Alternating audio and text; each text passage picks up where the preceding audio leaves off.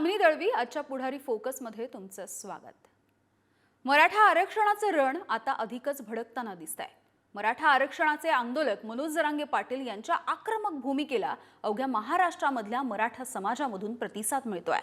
राज्य सरकारने मराठा समाजाची समजूत घालण्यासाठी सवर्ण आरक्षणाचा मराठा समाजाला फायदा असल्याची एक जाहिरात प्रकाशित केली आणि एकच भडका उडाला।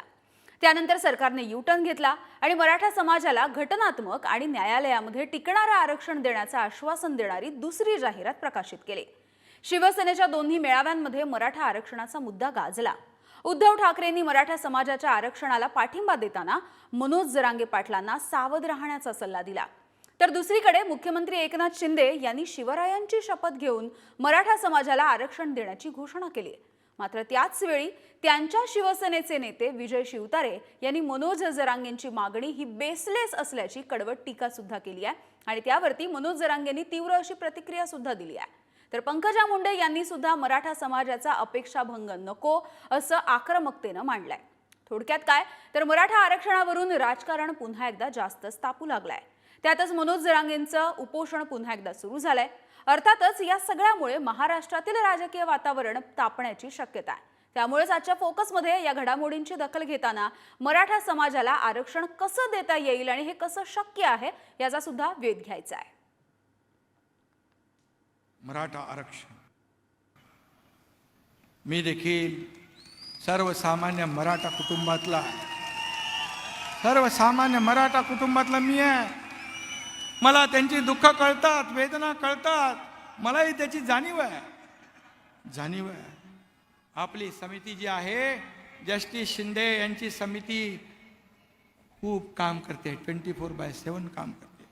आपण क्युरेटिव्ह पिटिशन सुप्रीम कोर्टात दाखल केलंय, त्यांनी दाखल करून घेतलंय। एक विंडो आपली ओपन झालेली आहे सुदैवाने। आणि म्हणून कोणावरही अन्याय न करता, कुणाचंही काढून न घेता मराठा समाजाला टिकणारं आरक्षण हे सरकार देणार म्हणजे देणार। या एकनाथ शिंदेच्या शरीरामध्ये रक्ताचा शेवटचा थेंब असेपर्यंत या मराठा समाजासाठी लढणार। तर कालच्या दसरा मेळाव्यामध्ये मुख्यमंत्र्यांनी अशी शपथ घेतलेली बघायला मिळाली आणि त्याच वेळेला उद्धव ठाकरे यांनी सुद्धा दसरा मेळाव्यामध्ये मराठा आरक्षणाच्या संबंधी नेमकं काय म्हटलंय बघूया। जनसंघ समितीत सामील झाला आणि सगळ्यात पहिल्यांदी जनसंघ बाहेर पडला जागा वाटपाच्या भांडण करून सगळं तोडून मोडून टाकायचं। विघ्न संतोषी म्हणतात ते याला। मग जनता पक्षात घुसला, तिकडे दुहेरी सदस्यत्वाचा वाद केला, तिकडे तोडफोड तांबा पितळ केलं। मग शिवसेनेसोबत आले, तिकडे अकाली दलाबरोबर गेले, कधी नितीश बरोबर, कधी यांच्या बरोबर, कधी त्यांच्या बरोबर, गोव्यात मगो पक्षाबरोबर। हे अवलादी लक्षणीची जी पार्टी आहे हे जिथे जाते तिथे सत्यानाश करते। म्हणून मी जरांगे पाटलांना सांगतो की पहिले यांच्यापासून सावध राहा। तर एकीकडे राजकारण तापायला सुरुवात झाली आहे, मात्र दुसरीकडे हेच मराठ्यांना आरक्षण कसं देता येईल या सगळ्याविषयी आपण चर्चा करणार आहोत। आपल्यासोबत दैनिक पुढारीचे वृत्त संपादक संभाजीनगरवरून विनोद काकडे जोडले गेलेले आहेत। त्यासोबतच आमचे प्रतिनिधी सचिन जिरे हे आंतरवाली सराटीमधून आपल्यासोबत आहेत, त्यांच्यासोबत मनोज जरांगे पाटील सुद्धा आहेत आणि आपल्यासोबत आरक्षण विषयीचे अभ्यासक बाळासाहेब सराटे सुद्धा जोडले गेले आहेत। तुमच्या सगळ्यांचं स्वागत। तर सुरुवातीला सचिन यांच्याकडे जाऊयात। सचिन, खरं तर आपण बघितलंय की आता मनोज जरांगे यांनी पुन्हा एकदा उपोषणाला सुरुवात केलेली आहे। आपण त्यांच्याशी सुद्धा बातचीत करू शकतोय का? नेमकी आताची त्यांची भूमिका काय आहे?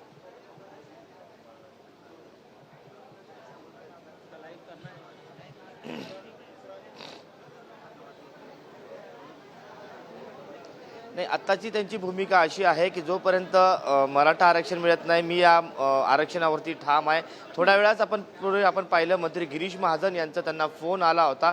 गिरीश महाजन यांनी त्यांना विनंती केली होती की तुम्ही आता साखळी उपोषण करा, आमरण उपोषणाला सुरुवात करू नका, आम्ही आरक्षण देण्यावरती ठाम आहोत। मुख्यमंत्र्यांनी स्वतः देखील तुम्हाला शब्द दिलेला आहे, ज्या काही तुमच्या मागण्या आहेत त्या सर्व पूर्ण होतील, आम्हाला 2 दिवसाचा वेळ द्या।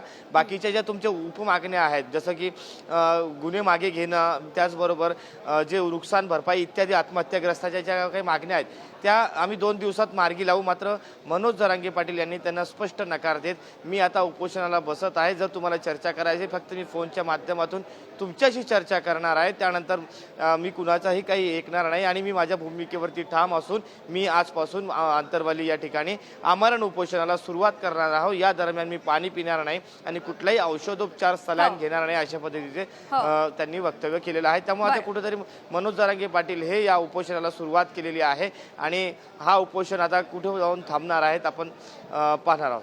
अगदी सचिन, असे सोबत राहा. आपल्यासोबत संभाजीनगरवरून दैनिक पुढारीचे वृत्त संपादक जोडले गेलेले आहेत. विनोद काकडे सर आपल्यासोबत आहेत. विनोद सर, गेल्या 40 दिवसांचा खरं तर अल्टिमेटम दिलेला होता, तो आता संपलेला आहे. पुन्हा एकदा राजकारणाला सुरुवात झाली आहे. वेगवेगळे जे नेते आहेत ते वेगवेगळी वक्तव्य करतात मराठा आरक्षणाच्या विषयाची. तुम्ही कसं बघताय याच्याकडे? नाही, आता मेन सरकारसमोर खूप मोठा पेच निर्माण झालेला आहे. हो. कारण आगामी हा निवडणुकीचा काळ आहे. बरोबर. एक तर मराठा समाजाने जी मागणी केली आहे की आम्हाला ओबीसी मधूनच आरक्षण हवं आहे. तर ओबीसी मधून जर मराठ्यांना आरक्षण द्यावं तर ओबीसी समाज नाराज होईल आणि जर नाही द्यावं तर मराठा समाज नाराज होतोय. बरोबर. त्यामुळे सरकारसमोर पेच असा आहे की आता आरक्षण द्यावं कसं नेमकं. आणि ओबीसीतून आरक्षण घेतल्याशिवाय मराठा समाज मान्य करायला तयार नाहीये. जरांगे पाटलांनी स्पष्ट भूमिका सांगितलेली की आम्हाला कुंभी समाजातूनच कुंभीचंच प्रमाणपत्र हवं आहे. त्यामुळे हा जो मुद्दा आहे सरकार समोर खूप अडचणीचा ठरत आहे. यातून कसा मार्ग सरकार काढतंय हे आता लवकरच आपल्याला दिसून येईल. हो, विनोद सर, तुम्ही असे सोबत राहा. आपल्यासोबत आरक्षण विषयीचे अभ्यासक बाळासाहेब सराटे आहेत. बाळासाहेब जी, मागे सुद्धा आपण बोललेलो होतो, कुणबी मधून नेमकं हे आरक्षण कशा पद्धतीने शक्य होऊ शकतं? खरं म्हणजे काल माननीय मुख्यमंत्र्यांनी छत्रपतीच्या साक्षीने शपथ घेतली. आम्ही त्यांचा खूप आदर करतो आणि मी आता छत्रपतींची शपथ घेऊन सांगतो की आम्हाला सरकारला अडचणीत आणायचं नाहीये किंवा जरांगे पाटील सुद्धा सरकारला अडचणीत आणण्यासाठी हे सगळं करीत नाहीयेत. परंतु शपथ घेतल्याने मराठा समाजाला आरक्षण मिळणार नाही ही वस्तुस्थिती समाज बघतोय आणि वेळ वाढवून द्या हे पालुपत्य आता काही उपयोगाचं नाहीये. कारण पहिल्यांदा 3 महिने त्यांनी घेतले पहिल्या समितीने. आता या समितीला 12 दिवस द्या, 1 महिना द्या असं ते स्वतः म्हणत होते.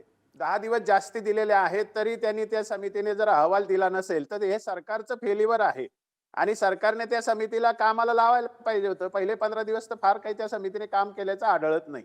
आता मुद्दा असा आहे की त्या समितीला किती वेळ पाहिजे. आम्ही चॅलेंजने सांगतो 8 दिवसापेक्षा जास्त वेळाची त्यांना गरज नाहीये. इथून पुढे मागचे त्यांनी 40 दिवस तर वायाच घालवलेले आहेत.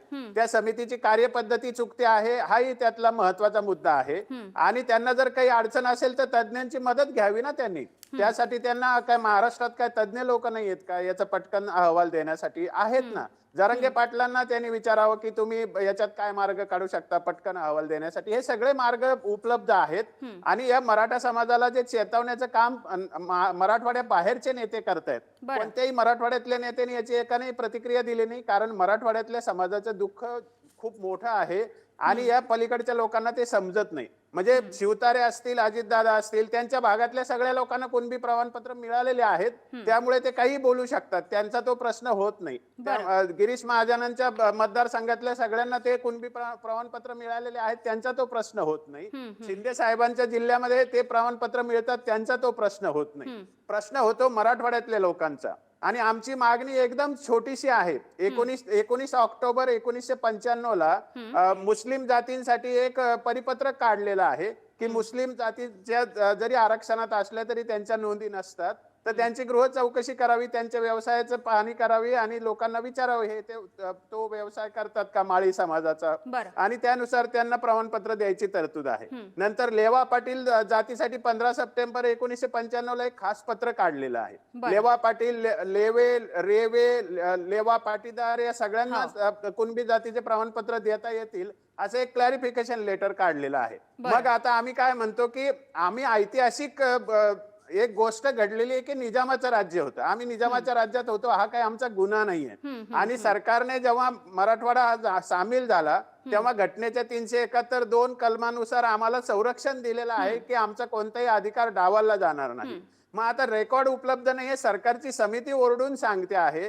हे एक सगळ्यात मोठं कारण आहे की 55 पूर्वीचा रेकॉर्ड जर नाही उपलब्ध तर आम्ही कुठून नोंदी द्यायच्या. आणि इंग्रजांच्या काळात इंग्रजांची पद्धत होती की ते प्रत्येक रेकॉर्ड मध्ये जात नोंदवायचे. म्हणून विदर्भ, खानदेश, पश्चिम महाराष्ट्र, 2 मिनिटं द्या, 2 मिनिटं द्या.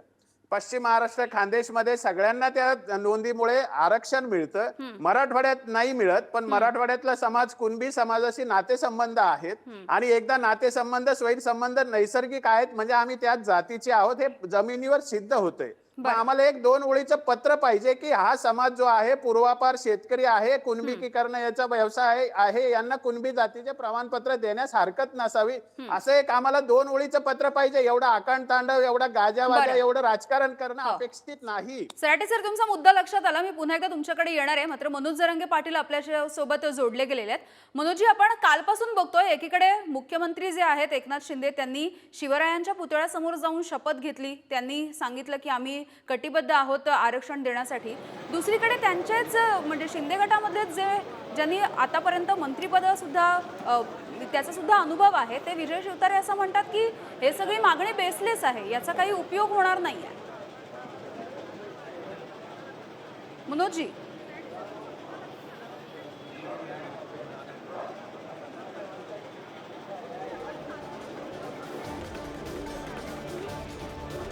नाही, आता त्यांचा नाविलाज आहे. सरकार त्यांना बोलायला लावतंय वाटतं. त्यांची इच्छा नाही आहे मराठा समाजाच्या विरोधात बोलून. आमची मागणी आहे ती होणार नाही, परंतु तीच होणार आहे. कारण आत्ताच गिरीश महाजन साहेबाचा एक फोन आला होता. त्यावेळेसही आम्ही त्यांच्याशी चर्चा करताना विचारलं की आम्ही 4 दिवस तुम्हाला देत होतो, तुम्ही म्हणले 15 दिवस द्या, 4 दिवसात कायदा पारित होणार नाही तुमच्या मागणीप्रमाणे, हे खरं आहे का? तर ते म्हणले हो, हे खरं आहे तुमचं आणि आमचं ठरलेलं. मग म्हणलं असतं 41 दिवस आहेत. मुख्यमंत्री साहेबाच्या शब्दाचा मराठा समाज मान सन्मान केला का देत नाही? आणखीन थोडा वेळ, आता 1 घंटा वेळ मिळत नाही. हे सत्य. मराठ्यांचा व्यवसाय शेती फक्त सुधारित शब्द झालाय. कुणबीचा सुधारित शब्द शेती झालाय. काही प्रॉब्लेम नाही. ज्यांना कुणबीची लाज वाटते, ज्यांना शेती करायची लाज वाटते, जे स्वतःला शेतकऱ्यांचे पोरं म्हणून समजून घेत आहेत, ते कसं काय म्हणतात की ते कुणबी प्रमाणपत्र देता येत नाही? सुधारित शब्द फक्त कुणबीचा शेती झालाय. मग आता तुम्हाला जर त्या कुणबी प्रमाणपत्राची लाज वाटते, त्या शेती शब्दाची लाज वाटते, तर तुम्ही आता जमिनीवर उभा राहणार नाहीत का? तुम्ही जमिनीवर घर बांधणार नाहीत का? त्या मायाभूमीला तुम्ही कसून अन्नधान्य खाणार नाहीत का? तुम्ही आता का चंद्रावर राहायला जाणार आहेत का? मग का डांबरीवर झोपणार आहेत तुम्ही आता? कारण तुम्ही ज्या मायबापानं आपल्या प्रॉपर्ट्या जमिनी आपल्याला सांभाळून ठेवल्या, त्याची लाज का असावी? त्या पत्राची, त्या प्रमाणपत्राची काय लाज असावी? त्या शब्दात काय मोठं अवघड आहे एवढं लगी? आपल्याला 2 अंग आहेत. आपण एक क्षत्रिय मराठीत लढणारे आणि दुसरं अंग आहे आपल्याला आपण जमीन कसून देशाला अन्नधान्य पुरवणारी आपली एक जमाती. त्याला कुणबी शब्द होता, त्याचा सुधारित शेती झाला. जसं की पहिल्यांदा पायतान म्हणायचे, आता चप्पल म्हणायला लागले. म्हणजे काय घालायचं बंद करायचं का? पूर्वी वाड्याला, घराला वाडा म्हणायचे, आता त्याला हाऊस म्हणायला लागले. मग काय त्या घरात राहायचंच नाही का आता? कुणबी शब्दात काय वाईट आहे तुम्हाला? आणि याच्या पलीकडे सांगतो, तुम्ही घेऊ नका. तुम्हाला काय जोर जबरदस्ती नाही. ज्याला घ्यायचं ते घेतील, गोरगरिबांचं कल्याण होईल. तुम्हाला नाही घ्यायचं तुम्ही घेऊ नका. कशाला अन्नात माती कालिदा गोरगरीब लेकरांच्या? आणि महाराष्ट्रातल्या मराठा समाजाची ही मागणी ठासून सांगतो. महाराष्ट्रातला मराठा समाज सगळा एक आहे आणि कानाकोपऱ्यातल्या घराघरातल्या मराठ्यांचं म्हणणं आहे की आम्हाला कुणबी प्रमाणपत्र पाहिजेत, म्हणून करोडोत मराठा समाज एकत्र आलाय. त्यामुळं आता आम्ही विरोध करणारा लक्ष देत नाहीत. महाराष्ट्रातल्या मराठा समाजाला सरसकट कुणबी प्रमाणपत्र घेतल्याशिवाय आम्ही हटत नाहीत. त्यासाठी पुन्हा एकदा आमचा लढा सुरू झाला आणि शांततेचं युद्ध आजपासून पुन्हा सुरू झाले. ही रोखण्याची ताकद या राज्यात आणि देशातल्या एकातही शक्ती नाही. कारण पूर्वीपासून आम्ही मराठा समाज हा ओबीसी आरक्षणात येत आणि आम्ही ते मिळवणार आहेत. 1967ला जे आरक्षण दिलं, काय निकष लावून दिलं, याचं उत्तर आम्हाला पाहिजे. आम्हालाच फक्त समित्या पाहिजेत, कागद पाहिजेत, आयोग पाहिजेत. आता आम्हाला मान्य नाही. 1967ला फक्त शासनाच्या एका निर्णयावरती आरक्षण दिलं. मंडल कमिशननं ओबीसी आरक्षणात जेवढ्या जाती घातल्या, ह्या फक्त कोणताही कागदपत्राचा पुरावा न घेता घातल्यात. आणि जाती ह्या जर व्यवसायावर आधारित निर्माण झाल्या असल्या तर माळी बांधवांचा व्यवसाय शेती, आमचाही व्यवसाय शेती, आमच्या एका भावाचा व्यवसाय शेती, विदर्भातल्या कुणबी मराठा बांधवांचा आमचाही व्यवसाय शेती आहे. जर इतके निकष असतानाही तुम्ही आरक्षण देत नाहीत म्हणजे काय? याही पलीकडचं तुम्हाला आता 3 पर्याय दिले सरकारला. आता 4थाही पर्याय देतो की पंजाबराव देशमुख साहेबांना काय कायदा लागू केलाय त्या कायद्याच्या अंतर्गत मराठ्यांना आरक्षण द्या. किंवा त्याला जोडून मराठ्यांचे तुम्ही शपथपत्र घ्या, मराठ्यांचे बॉन्डवरती शपथपत्र घ्या, त्याला 7-12 जोडा आणि सरसकट मराठ्यांना आरक्षण देता येते. कशाचीच गरज नाही तुम्हाला कोणाच्या शिफारशी, फक्त तुमची इच्छा नाहीये. 2004चा जे आहे त्याला सुधारित करा म्हणतोय, त्याला आम्ही सुलभता आणा म्हणतोय, कारण तत्सम जात म्हणून त्याच्यावरती आहे. म्हणजे विदर्भातला मराठा शेती करतो तसाच व्यवसाय महाराष्ट्रातल्या मराठ्यांचा सुद्धा आहे. जर एवढं असतानाही तुम्ही आरक्षण देत नाही, त्याचा अर्थ तुम्ही जाणून बुजून मराठ्यांच्या लेकरांचं आयुष्य उद्ध्वस्त करायला लागलात. त्यांचे स्वप्न पूर्ण भंग करण्यात तुम्ही जबाबदार आहे. जेवढ्या आत्महत्या व्हायला लागल्या त्याला जबाबदारच सरकार आहे. आमचे खून पाडायला तुम्ही जबाबदार आहेत. आम्ही आता आरक्षण घेतल्याशिवाय हटत नाही. मनोजी असे सोबत राहा. खरं तर काही वेळापूर्वी गिरीश महाजन यांनी बातचीत केलेली होती मनोज जरांगे यांच्याशी फोनवरून, ती आपण प्रेक्षकांना पुन्हा एकदा दाखवूया.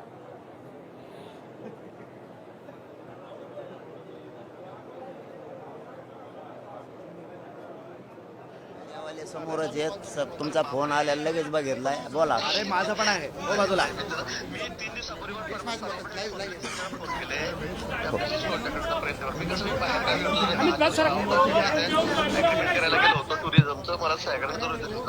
हो, कार्यक्रम सुरू होता. मी 9-10 दिवस बाहेर होतो, आउट ऑफ होतो.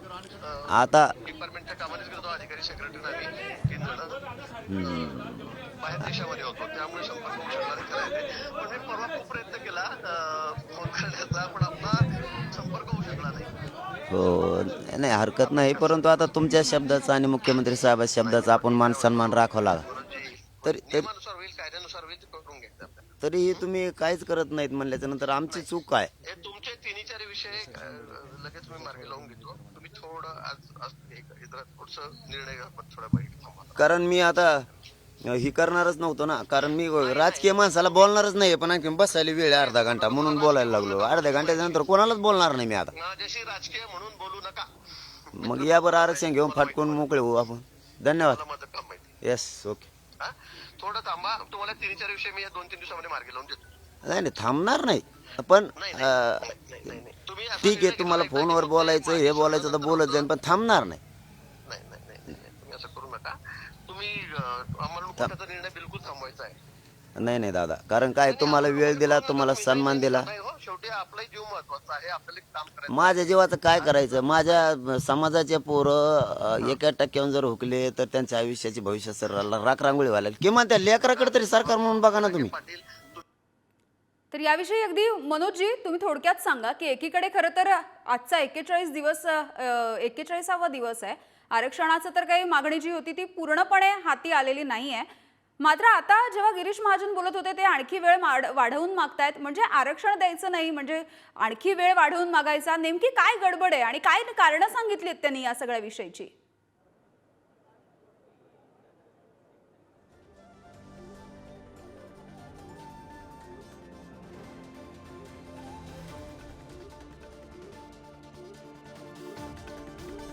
नाही, त्यांचं म्हणणं होतं की तुम्ही फक्त उपोषण थोडं साखळी ठेवा चालू, आपण आमरण थांबवा. मी नाही थांबू शकत.